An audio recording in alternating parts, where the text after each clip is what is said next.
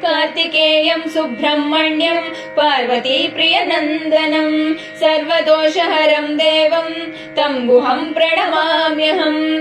कार्तिकेयं सुब्रह्मण्यं पार्वती प्रियनन्दनं सर्वदोषहरं देवं तं गुहं प्रणमाम्यहं। शरणागतमातुरमाधिजितं करुणाकरकामदकामहतं शरकानन संभव चारुरुचे परिपालय तारकमारकमा।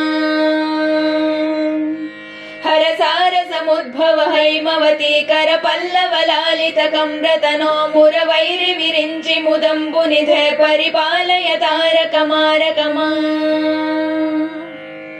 गिरिजासुत सायक भिन्नगिरे सुरसिन्धुतनूज सुवर्णरुचे शिशिजात शिखानलवाहन हे परिपालय तारकमारकमा। जय विप्रजनप्रिय वीर नमो जय भक्तजनप्रिय भद्र नमः जय देव विशाखकुमार नमः परिपालय तारकमारकमा। पुरतो भव मे परितो भव मे पति मे भगवन् भव रक्ष गतं वितराजिषु मे विजयं भगवन् परिपालय तारकमारकमा। शरदिन्दु सुमानुषडाननया सरसीरुह चारु विलोचनया निरुपाधिकया निज बालजया परिपालय तारकमारकमा। इति कुक्कुटकेतुमनुस्मरतः पठतापपि षण्मुख षट्कमिदं नमतामपि नन्दनमिन्दुवृतो न भयं क्वचिदस्ति शरीरभृता।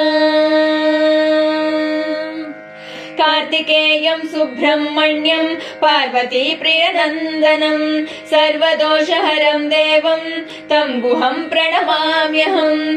कार्तिकेयं सुब्रह्मण्यं पार्वती प्रियनन्दनं सर्वदोषहरं देवं तं गुहं प्रणमाम्यहं।